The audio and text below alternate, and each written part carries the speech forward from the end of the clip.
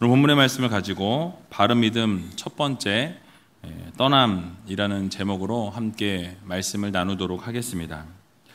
지난주에 우리가 진품 믿음으로 살아가고 명품 믿음으로 살아가고 있는지에 대해서 제가 말씀을 좀 드렸습니다. 다시 한번 말씀을 생각해 보면 우리가 주여 주여 이렇게 외친다고 해서 그 주님을 찾는다고 해서 바른 믿음으로 사는 것은 아니라고 말씀드렸습니다. 주의 이름으로 얼마든지 선지자 노릇을 하고 또 주의 이름으로 귀신을 쫓아내고 주의 이름으로 권능을 행할지라도 주님께서 원하시는 열매를 맺지 못한다면 또 하나님께서 기뻐하시는 일들을 감당하지 못한다면 결국 그 믿음은 모래 위에 집을 짓는 것과 같은 동일한 상황이라는 것을 지난주에 말씀드렸습니다.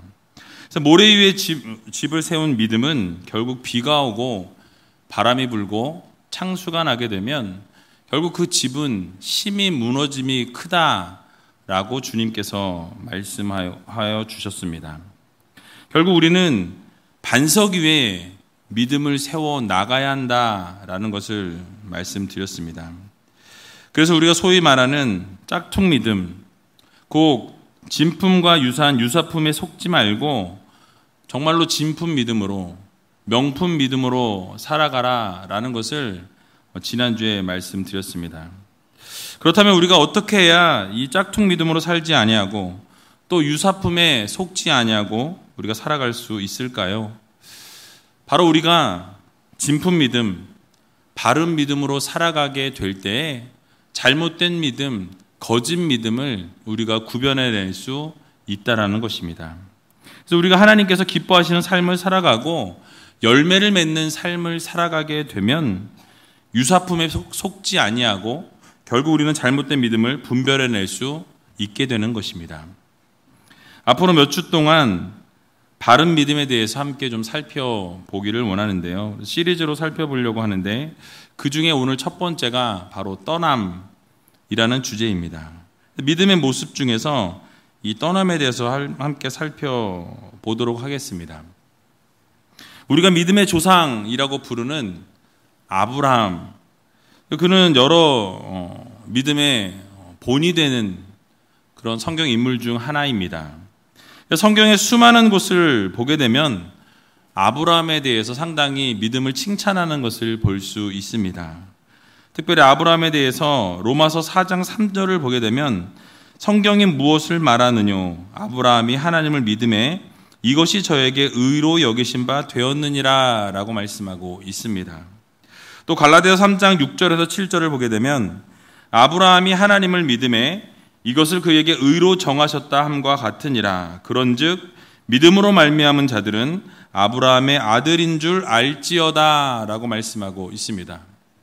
결국 두 말씀을 함께 이렇게 생각해 보면 종합적으로 하나님께서 아브라함을 의로 여기셨다라고 말씀하고 있습니다. 또 의로 그를 정하셨다라고 말씀하고 있어요. 도대체 어떠한 믿음을 하나님 앞에 보였기에 또 하나님 앞에 아브라함의 그런 믿음 생활을 했기에 하나님께서는 아브라함을 의롭다 칭해 주셨는지를 오늘 함께 생각해 보기를 원합니다. 아브라함의 바른 믿음의 모습은 바로 떠남에 있었습니다. 오늘 본문은 아주 간략하지만 너무나 확고한 바른 믿음의 본을 보여준 아브라함에 대해서 말씀하는 것을 볼 수 있습니다. 오늘 본문 창세기 12장 1절을 보면 이렇게 말씀합니다. 우리 같이 한번 읽어보도록 하겠습니다. 여호와께서 아브라함에게 이르시되 너는 너의 본토 친척 아비집을 떠나 내가 내게 지시할 땅으로 가라. 아멘.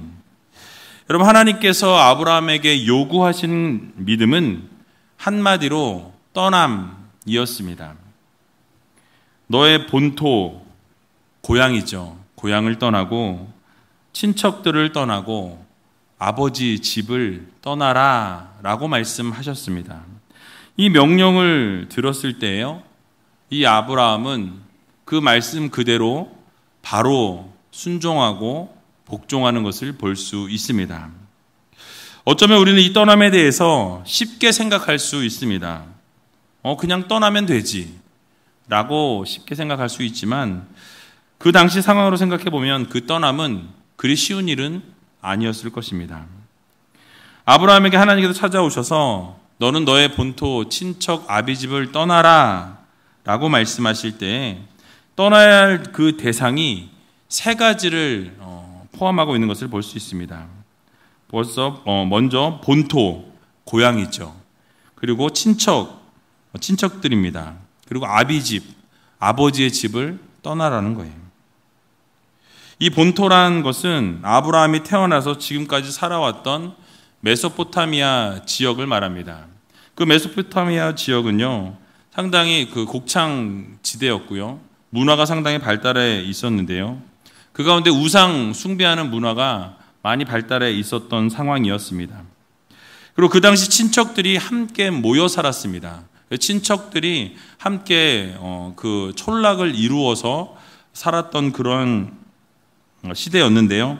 그러한 상황 가운데에서 함께 모여 살았지만 그 친척들과도 멀어져서 떨어져 살아라 라고 명령하신 것입니다. 뿐만 아니라 아버지, 데라의 그 가족들, 그 부모님과도 형제들과도 떨어져서 살 것을 하나님께서 요구하셨다라는 것입니다. 사실 그 친척들이나 가족들이 모두 우상을 섬기는 집이었어요. 그런데 하나님께서 그 죄악의 관습에 젖어 있던 가족들을, 친척들을 다 뒤로 하고 떠나라 라고 명령하신 것입니다. 종합해 보면 그렇습니다. 습관적으로 죄를 저지르고 우상 숭배하고 하나님께서 원하시지 않는 그런 환경과 조건과 여건 가운데 있는 너는 그 자리로부터 떠날지어다 라고 명령하신 것입니다. 모든 삶으로부터 돌이키고 그 잘못된 죄악의 사슬을 끊어내라 라고 명령하신 것이에요. 죄의 자리로부터 돌이켜야 함을 말씀하고 있는 것입니다.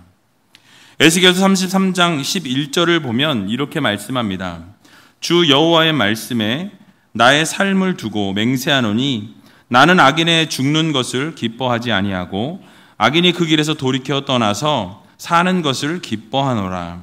이스라엘 족속아 돌이키고 돌이키라. 너희 악한 길에서 떠나라. 어찌 죽고자 하느냐 하셨다 하라 라고 말씀하고 있습니다. 무엇입니까?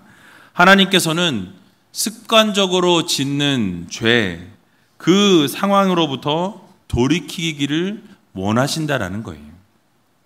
그 죄의 길에서부터 돌이켜 바른 믿음으로 살아갈 것을 하나님께서는 우리들에게 요구하고 계시는 것입니다. 그 죄의 길에서부터 돌이켜서 바른 믿음으로 살 것을 하나님께서는 기뻐하신다라고 말씀합니다. 그러므로 우리 모두는 악한 길에서 떠나 바른 믿음으로 살아가야 할 것입니다. 즉 죄의 길에서부터 떠나 의의 길을 살아가는 성도들이 되어야 한다라는 말씀입니다.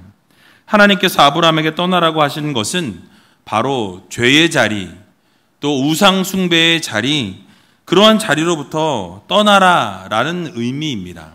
이것이 첫 번째 의미고요. 또 다른 의미를 하나 더 포함하고 있습니다.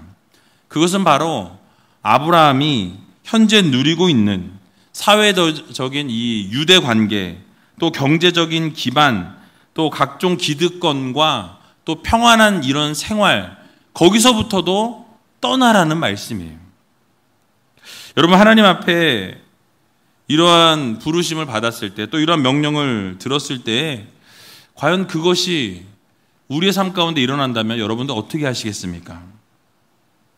하나님께서 앞으로 인도해 주실 가나안 땅에 들어가기 위해서는요, 엄청난 희생을 요구하신다라는 것을 우리는 기억해야 할 것입니다.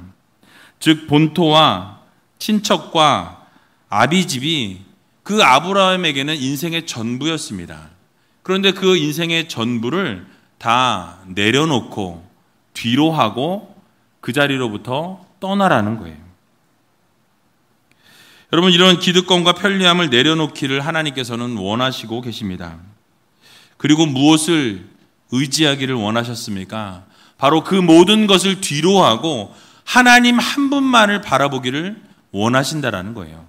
오직 하나님 한 분만을 가지고 하나님 한 분만을 바라보면서 하나님을 향해 나아가는 믿음 생활을 요구하고 계시는 것입니다. 하나님의 명령에 귀를 기울이기를 원하셨다라는 거예요. 그래서 하나님의 명령에 순종하기를 원하셨던 것입니다. 우리가 어떻게 그것을 알 수 있습니까?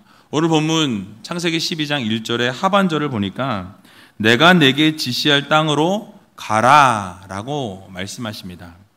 내가 지금 지시한 땅이 아니라 내가 지시할 땅입니다. 무슨 형입니까? 미래형이에요. 아직 일어나지 않았지만 내가 곧 인도할 테니까 그 인도할 곳으로 가라 라고 명령하고 계신 것입니다. 목적지를 말씀해 주시지 않으셨습니다. 그냥 가라는 거예요. 자, 여러분들에게 제가 묻겠습니다. 하나님께서 오늘 여러분들에게 나타나셔서 말씀하십니다. 누구누구야 떠나라, 어디를 향해 나아가라 말씀하셨어요. 목적지를 말씀하지 않으십니다. 그냥 가라는 거예요. 여러분 그냥 갈 수 있습니까? 이삿짐 싸야죠. 가지고 있는 거 다 가져가야 되지 않겠습니까? 여러분 모든 것들을 다 가지고 가야 되는데 이삿짐을 다 쌌더니 하나님께서 어디로 가라는 말씀을 하지 않으시는 거예요. 근데 가라는 것입니다. 출발해야 되는데 어디로 가라고 말씀을 하지 않으신다라는 사실이에요. 여러분 그럼에도 불구하고 그 믿음의 발걸음을 뛸 수 있으시겠습니까? 바로 이런 상황에 놓여 있는 것이 아브라함이었어요. 지금 당장 어디로 가야 할지도 알지 못하고 가긴 가야 되겠는데 떠나라 하시니까 떠날 준비는 다 끝났는데 가라 하시는 거예요. 그런데 믿음으로 그는 그 발걸음을 옮겼다라는 것입니다.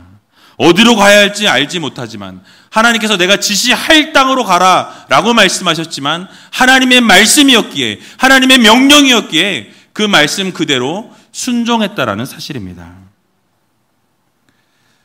쉽지 않았을 것입니다. 그러나 그 가운데 발걸음을 옮기고 나아가는 것이 바로 바른 믿음이라는 것입니다. 어디로 가야 할지 모르는, 어떻게 해야 할지 모르는 상황 가운데에서도 우리의 기득권을 포기하라 말씀하시고 너의 편리함을 포기하라 말씀하시고 좋은 그 자리를 박차고 나오라고 말씀하시는 하나님의 명령에 순종하는 것, 그것이 바로 바른 믿음이라는 사실을 여러분 모두 기억하시기 바랍니다. 오늘 읽은 본문 히브리서 11장 8절에도 보면 이렇게 말씀하고 있습니다. 믿음으로 아브라함은 부르심을 받았을 때에 순종하여 장래 기업으로 받을 땅에 나아갈새 갈 바를 알지 못하고 나아갔으며 라고 말씀하고 있습니다. 여러분 무엇을 강조하고 있습니까? 바로 하나님 말씀에 순종과 바로 믿음으로 나아갔다라는 것을 우리들에게 강조해주고 있습니다. 아브라함이 믿음으로 하나님 부르심에 전적으로 순종했다라는 사실이에요. 갈 바를 알지 못하는 상황 가운데 있었지만은 하나님이 말씀하시니까, 하나님이 가라 하시니까 그 하나님 말씀대로 순종하여 그대로 나아갔다라는 것을 우리들에게 말씀하고 있는 것입니다. 불확실한 미래를 위해서 지금 확실한 현재를 포기하라는 그 말씀에 그 말씀 그대로 믿음으로 순종한 것입니다. 여러분 이것이 쉽겠습니까? 결코 쉽지 않았을 거예요. 여러분 생각해 보시기 바랍니다. 여기 앉아 계신 우리 어르신들 가운데 70세 이상 되신 분들은 아마 60세 되신 분들도 그러실 거예요. 변화를 싫어합니다. 뭔가 바뀌는 것을 두려워한다라는 거예요. 아브라함의 나이도 70대의 나이였습니다. 그런데 하나님께서 가라 명하시고 어디로 가야 할지 모르는 상황 가운데서도 하나님께서 명령하실 때 그 말씀대로 순종하였다라고 성경은 말씀합니다.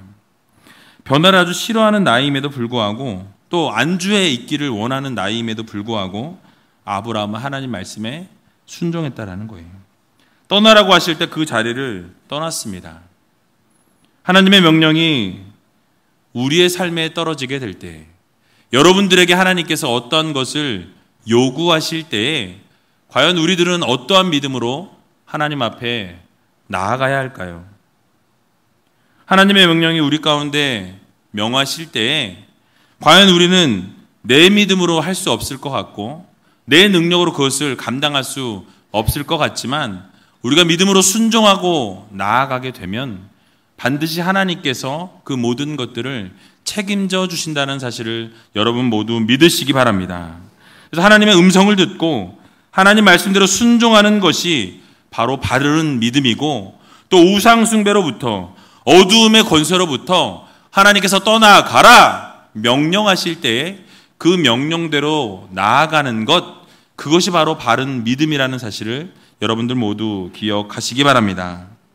하나님께서는 오늘도 믿음의 백성들에게 하나님을 향한 한 걸음을 옮기길 원하신다는 것을 여러분 기억하시기 바랍니다.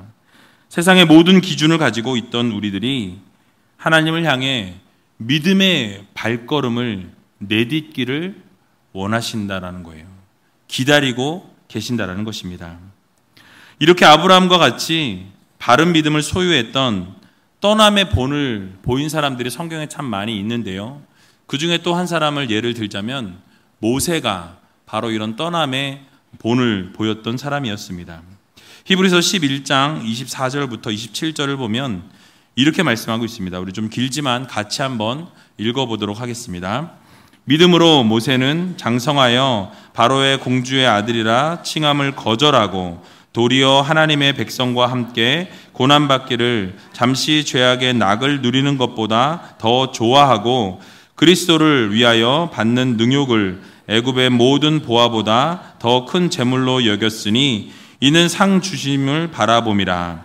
믿음으로 애굽을 떠나 임금의 노함을 무서워 아니하고 곧 보이지 아니하는 자를 보는 것 같이 하여 참았으며. 아멘.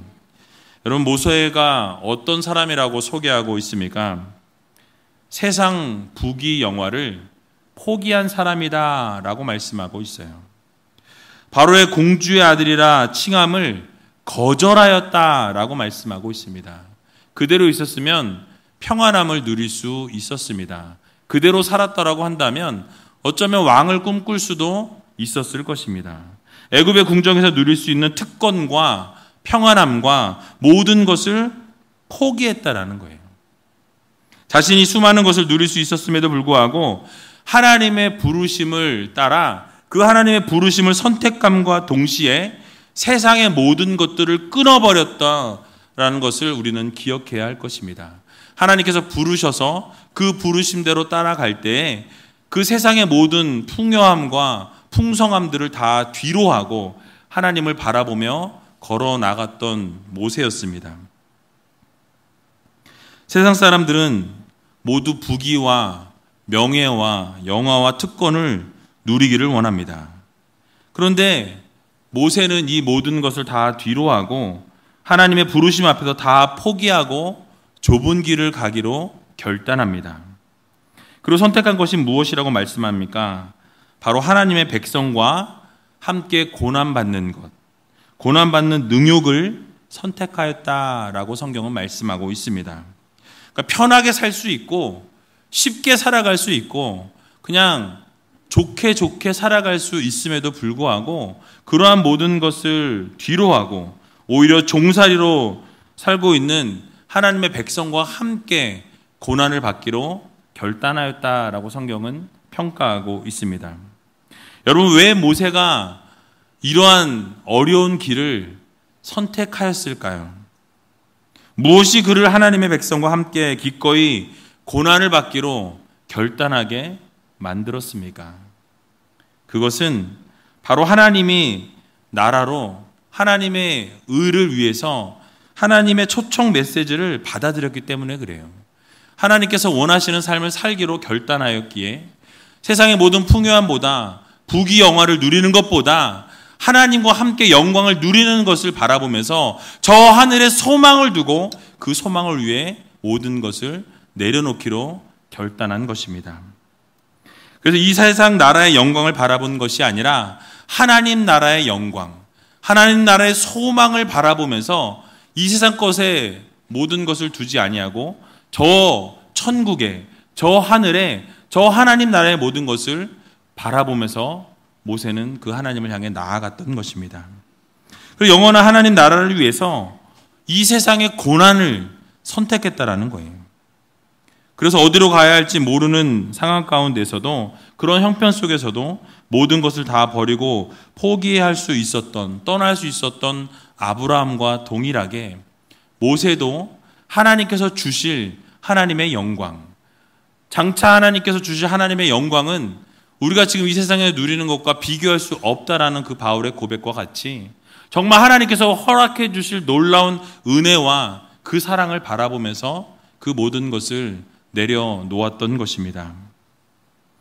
그래서 모세는 죄의 중심에 있었던 애굽을 떠나서 하나님께서 원하고 바라시는 성도로서의 삶을 선택했다라는 사실이에요. 아브라함에게 하나님 나라로 초청하시고 또 모세에게 하나님 나라로 초청하신 그 하나님께서 오늘을 살아가고 있는 우리들에게, 바로 여러분들에게도 동일하게 초청하고 계신다라는 사실입니다. 여러분도 그 하나님의 초청에, 그 떠남의 초청을 받으시고 믿음으로 죄의 자리로부터, 어두움의 자리로부터 떠나 하나님을 향해 나갈 수 있는 저와 여러분들이 다 되시기를 주님의 이름으로 간절히 축원합니다. 그래서 하나님께서 오늘 이 순간에도 여러분들에게 동일하게 말씀하고 계십니다. 무엇입니까? 바로 죄의 자리에서 떠나 의의 자리로 나오라고 초청하고 계십니다. 저주와 불행의 자리에서 떠나 예수님 안으로 들어가라고 말씀하고 계십니다. 마귀의 노예의 자리에서 떠나 하나님의 아들과 딸의 자리로 돌아오라라고 말씀하고 계십니다. 흑암의 권세에서 떠나 사랑의 아들의 자리로 돌아오라고 말씀하고 있습니다. 또 본질상 진노의 자녀에서 떠나 하나님의 왕국의 사랑을 받은 하나님의 귀한 신부로 살아가라고 요구하고 계신다라는 것입니다.